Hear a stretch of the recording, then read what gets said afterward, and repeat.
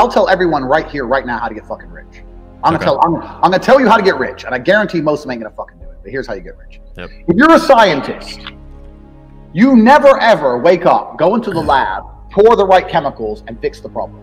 That doesn't happen. You go into the lab, you try some shit, it fucks up. You try some new shit, it fucks up, and you keep fucking around until something kind of works. Penicillin was a mold that grew on accident on top of an old experiment.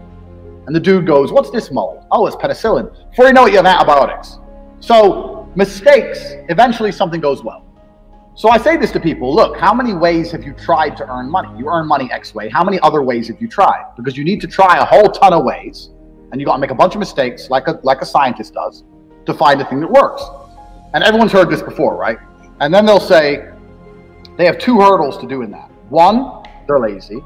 And two, they'll say, well, I have ideas, but I don't know how to start. Or I have ideas, but I need money to start. So then you have to look at your business ideas and your plans and find a way to remove the need for money to attempt them. So my philosophy on business is this. Any business in the world that could genuinely work without investment. People get this idea in their head. I need loads of money. Did you start 21 Colin with loads of money? I started with $100. Exactly. No one come along to you and gave you loads of money. So, and every single business I've tried, I will find a way to launch it for effectively free. And if it starts to make money, then maybe I'll put money in. Or then maybe I have some balance sheet. I can go to an investor and get money. But everyone has this idea they need money first. So I'll give you an example. So, like I said, you want to try lots of different things. So let's say off the top of my head, you want to try a makeup brand. You're a woman, you want to try a makeup brand. So a woman will sit there. I've had people come to me and go, Andrew, I want to start a makeup brand. Okay. I need 200 grand. Why? I need to get makeup, and I need to get labels, I need to get packaging, and I'm going to get it all shipped in, and then I'm going to sell some, blah, blah. That is the wrong way to look at a business. Here's how you start a makeup brand. I say, make a fucking website, get some images of makeup, do your advertising or your marketing or whatever you were going to do, put it on the internet without any makeup in stock, and see if you can sell. Because if you start to sell, now you have money. Now you can email each customer and say, sorry for the delay. There's a shipping delay. We're going to give you a free lip gloss. And now you got money coming in. You can start to source some makeup. If you don't sell anything, then the idea would have never worked in the first place. And you haven't wasted 200 grand on boxes of fucking makeup. Yeah. Like, you can start everything. Do you understand where I'm coming from? There's a way to start everything without throwing money down the drain. This answers my next question was going to be, what's the litmus test you use to evaluate deals? Because I'm sure you have a lot of deals thrown at you all the time. Every day. Every day. It's really, I like what you're saying a lot, because you're saying if you can't start it for free, then you don't deserve any money anyway. You're going to blow it. You're going to blow it. They're trying to offload responsibility on you or an investor is what they're doing, I think. That's exactly what they want to do. And they want a nice office, and they want to fucking pay their personal bills, and they want to go to the office and feel like the big man with their investment. See, everyone has this idea now because tech companies raise billions and have no profit forever, and then turn into like a super billion trillion like TikTok and all this shit. That's not real world. You're not going to invent some TikTok app, okay? That's you have a better chance of winning the lottery. In reality, if you have a good idea and it will make money, you can find a way to do it for effectively free, especially with an online business. I said this before. If you want to sell something online, do all the marketing you were going to do, get the website up, and see how many you sell. Worst case, you send the money back. But then you can come to me and say, look, I sold 400 of these. I didn't have the money to get them made, but I sold 400. If I had them made, I could have made this much profit. You can come at me with something. Instead of saying, I need $1 million and I want to get this shit made, and then I'm going to try and sell it. It's the wrong way around. So once you understand that no matter any business you can attempt with hard work and no money, then you get to do what a scientist did. Well, now I can try everything.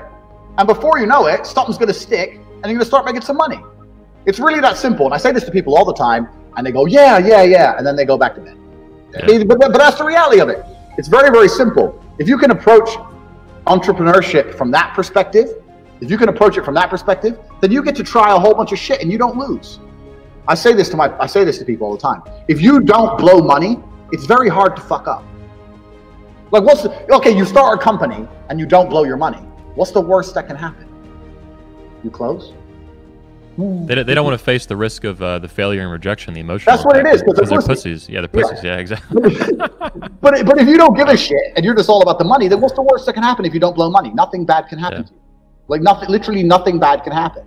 People just have this idea, well, if I only had 100 grand, I could. I'm like, listen, if you could do this idea of yours, you wouldn't need 100 grand to do it. I started Cam Girls with fucking nothing. You start 21 Kong with nothing. You speak to most people who started businesses, they started with nothing. Yep. Everyone has this, it's the tech industry that's given everyone this dream of this seed investment garbage, and we'll operate at zero profit for 8 years and then we're going to make money. Come on, fuck off. It's the anger. So, and this is the first thing about making money. And the second thing about making money is a very simple thing, man. People don't think about money. Like when I was broke, all I thought about was money. If I was in a coffee shop, I was sitting in the coffee shop with my coffee and I was looking around at all the other people in the coffee shop. How many people are in here? Who bought cake?